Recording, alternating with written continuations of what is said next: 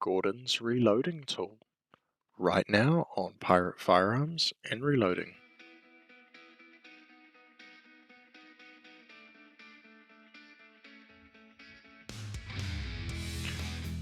Hey folks, welcome back to the channel. So today I've got another short video for you back at the computer. So I've got a couple of things in the works at the moment that haven't quite panned out, so we're going to do a quick one on Gordon's reloading tool. So previously I've covered both Optimum barrel time and a program called Quick Load. Both of those have been very helpful in my reloading process, particularly in my load development, but also just finding the right powders to use and things like that, and getting information beyond what a reloading manual can provide me. This does not replace a published loading manual. That is the most important thing I can say here right now. The second most important thing I can say to you is don't copy my load, work up to it, and follow safe loading practices. And in fact, this one that I've got in front here, I'm not even going to tell you what my final load is. What we have is a whole lot of information on this page, and it looks daunting to start with, but we're going to start here in the top left-hand corner with caliber. So there's a couple of different ways you can go about this with Gordon's reloading tool. You can either just load a page and just start adding all your data in there, or you can actually create a gun profile. Creating a gun profile is quite helpful if you're going to have multiple loads for one firearm. So down here highlighted in the red, and just as a side note, they're red because it's unsaved data at the moment. My Ruger American, I just used Ruger USA for short, is a 300 blackout. So I have a subsonic plinking load, I have a subsonic hunting load, and I have a supersonic load. So there is three different tabs here, if you like. They all have slightly different information, but they pull the same gun data.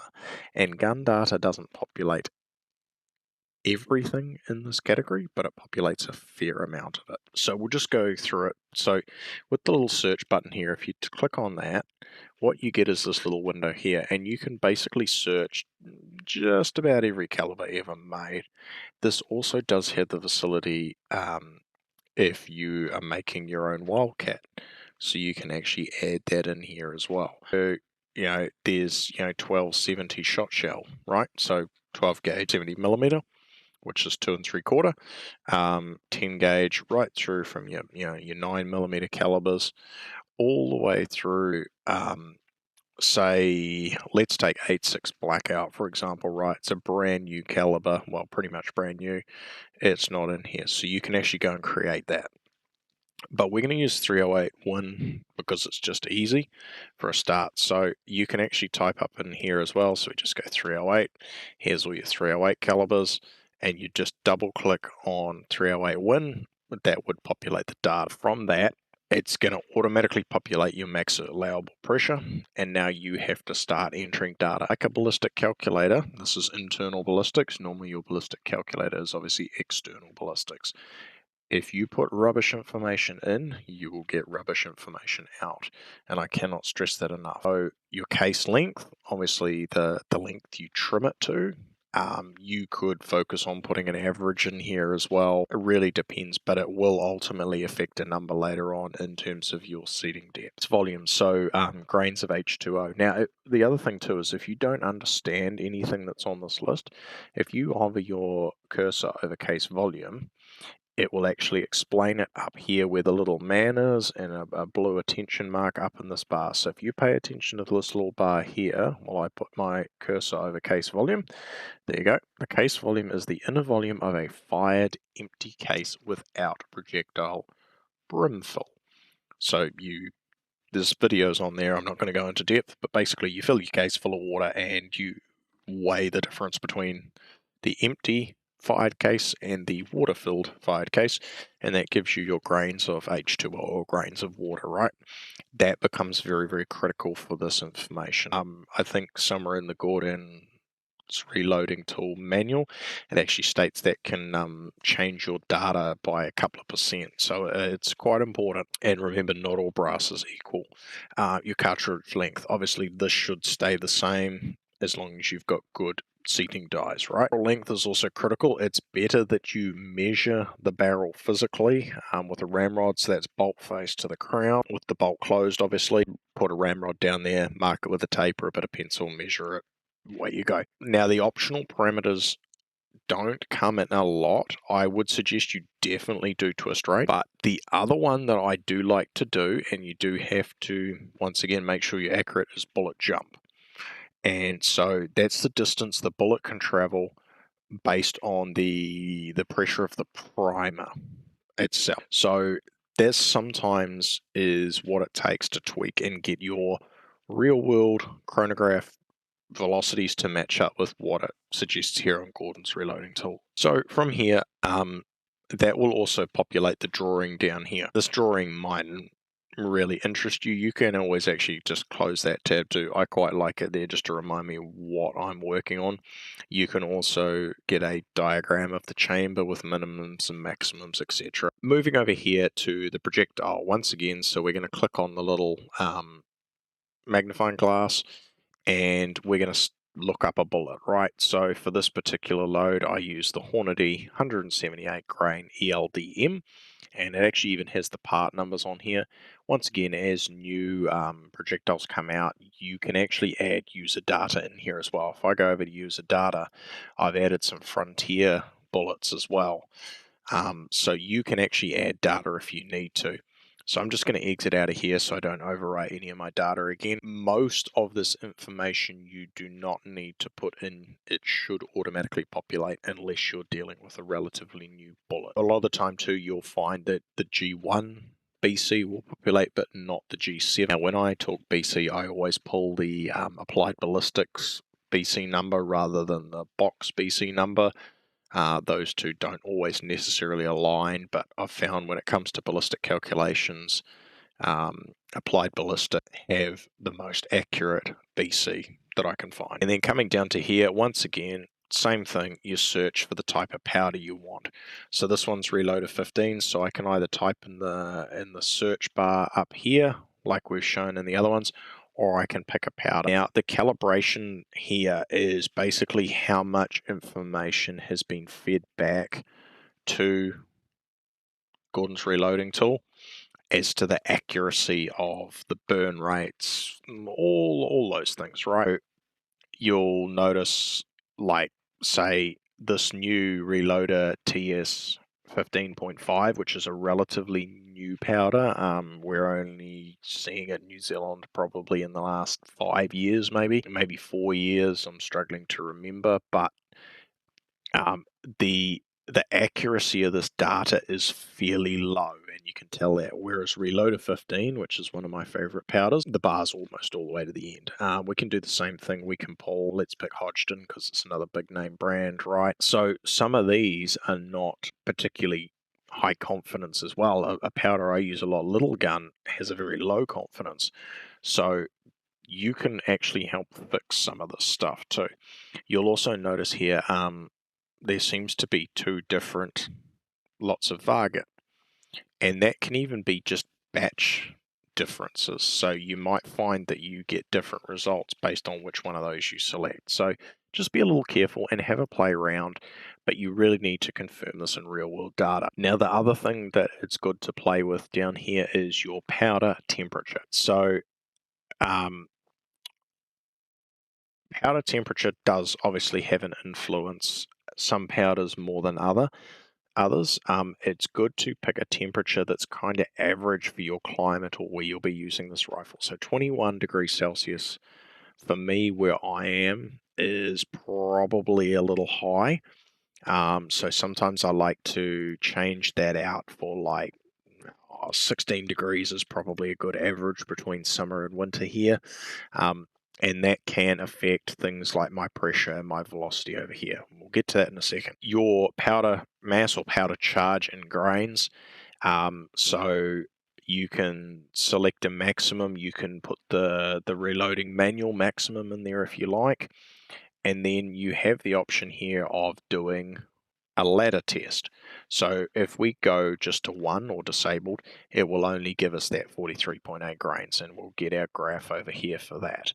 If we obviously say, oh, we're going to do 10, then it will do it in 10, and it will open up the step size. So 0.2 grain increments, right? You can drop that to whatever you want. You can do that in 0.05 grain increments if you have a really accurate scale and you want to be really OC. I find when I'm looking for a load, 0.2 is more than enough. And as you can see, as I change things, the graph is populating almost instantly. So from here, this is where you start to see the combination of optimum barrel time and those calculations and quick track kind of coming together. I will say too that I have failed to mention so far, Gordon's reloading tool is completely free, whereas quick track you do have to buy.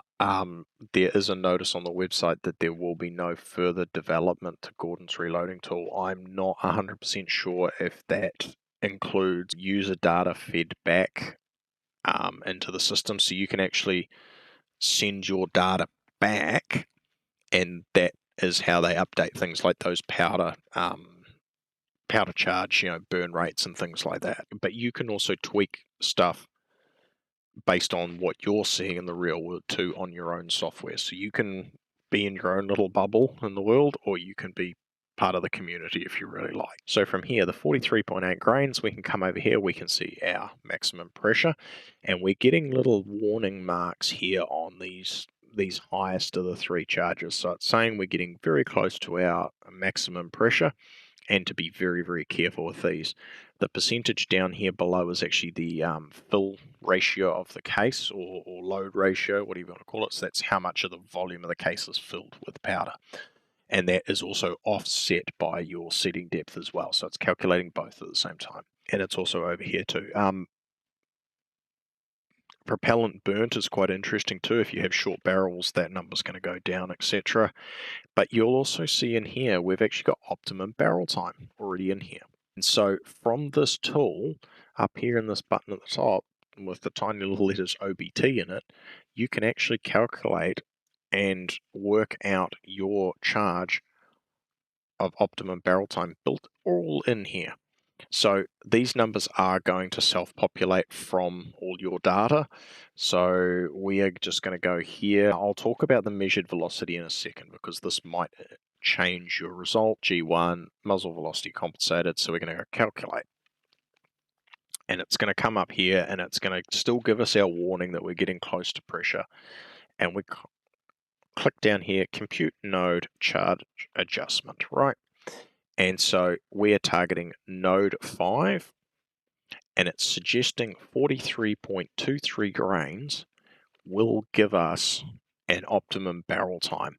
Now, you mightn't be able to measure as accurately as that, so you might just round that off to go and try loading that. You can change your node here. So say you're a little bit worried that that's too high a pressure or something, you can drop it down to less powder, and you can get it to include half nodes as well. I haven't really proven or disproven whether I like half nodes, but they're there. So if we drop down a half node, we're at 42.05 grains, or 42 round number. So the point being is you can play around with this and get this information out of it. Now, this is where you feeding data back into the system really starts to count. So there is a little plus button here, and you can add all sorts of things. If you have a lab radar or a magneto speed or something like that, you can actually just drop your data straight in, and Gordon's reloading tool will sort that data for you. If you do not, you go add measurement results universal, and you'll have to type these guys in manually. And this is the tab it will bring up. So basically you hit the plus charge button, you'll add your charge weight and grains, and then you start adding your shot results from a chronograph. We're just going to delete that one because it's irrelevant. So I'm just going to open up charge 1 here, 43.5 grains, right? And so you can see 6 shots from the chronograph, and this is real world data I have collected. I'm not saying you should collect the same data in the same load. Here's my different shots here.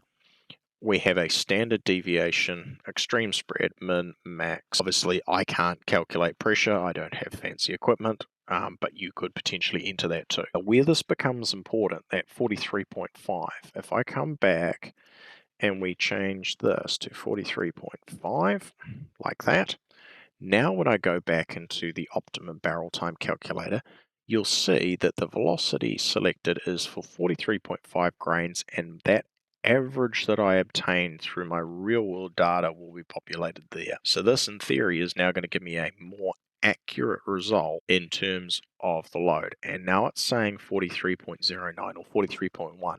Now, without going back and looking at the footage I just did, I think our initial result was 43.2. So we're not that far off, but we've moved 0.1 of a grain approximately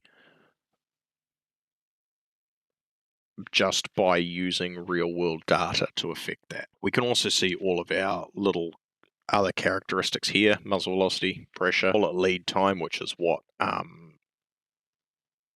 helps us calculate optimum barrel time, load ratio, so that's how much propellant or how much powder's in the spare volume in the case, if you like. But all that information comes up here. I go, oh, okay, well, maybe I want to try around that 43.1 area. So there's my 43.1. So that might be a good load to work around. I might load 0.2 up and 0.2 down, take, 5 of each to the range and see what happens. It's a good place to start. It doesn't work for every firearm. And like I said, garbage in, garbage out. Put in good information into this tool, and it will bring good information back out. There is quite a few other little tools in here. So we talked about adding guns or particular firearms into here. So I've just added a couple at this stage. You can see I shoot a lot of Tikkas. So you can pre-enter that information, and then when you come back to try and create a different load with the same firearm, you don't have to start from the beginning, right? The other one that I like being a black powder shooter is the black powder calculator. And this seems to work pretty well. So this is the example here. So this is my Kentucky long rifle. I use Swiss 3FG, a 440 round ball, which is about 127 grains, and I use about 35 grains of powder. Now, I usually see about 1400 feet per second, and it's saying 1382. So that's pretty damn accurate. We can change to a black powder cartridge, and we can do the same thing. So my little Martini in 357 Magnum has approximately a 16-inch barrel. I shoot a 158 grain projectile on 21 grains, and I get around about 1,000 feet per second. Pretty close. So, oh, and I'm still on round ball, round nose bullet. There we go. Oh, look, that's way more accurate. There you go. So, there's so many tools built into here. I could make a video that's hours long and still not cover half of this stuff. Another quick one here: if you want to do things in metric rather than imperial, say, for example, this gun weight is 12 pounds, right? If I tap the little tape measure behind, it changes to ounces, it changes to grams, it changes to kilograms. So I can enter my gun weight in kilograms, not pounds, and not have to worry about converting it. The software will do it for me. So that's awesome. Now, what I suggest when you do a particular firearm or a particular load, you save it. It saves a file on the computer. You can pick the destination, so I choose to put mine in my cloud backup, so I always have a copy, even if this computer decides to bite the big one tomorrow. I still have that data backed up. And what that also allows me to do as well is have a different tab, which is actually a different file for each load that I do, or even each firearm, right? So we can roll through, I can play with a firearm that I'm trying to get a load development in and save it, and when I come back in a couple of weeks' time, it's all there. Actually, one more thing I want to show you, you can actually analyze your shot targets in here. So personally, I use Ballistic X. I've done a couple of videos on that, but you can actually measure shot groups and stuff in here. You can record photos and all sorts. If we go plus here, You can add a picture, you can add a shot group, you can add a report. Like, you can just type in your own notes, had a really bad day at the range, the weather was overcast, and I wasn't doing my part. You can put in there, went out to the range, chronographed it, good results, the air temperature was. You can play with all those sort of things. When you come to wanting to share this data back to help build a database, this is what GRT Race or GR Trace is. It's an additional program that you basically put all your data into. You can anonymize it from what I can tell, and then submit it all in. Like I said, this software is no longer in development, so I don't know whether they're still utilizing that data. I'd really like to think somebody's going to take that up, but who knows. So if you have any questions about the software, please hit me up in the comments down below. I'm more than happy to help. I'm probably not going to be able to answer everything because I think I've only scratched the surface of how good this software is. But by all means, let me know and I'll try and help you out. Please don't forget to like and subscribe. Share this with somebody if you think it'll be helpful. And until next time, happy shooting. Thanks for watching. Don't forget to like this video and subscribe so you don't miss out on anything. And if you found this video helpful, please share it with your friends. If you have any questions, hit me up in the comments below. Catch you next time.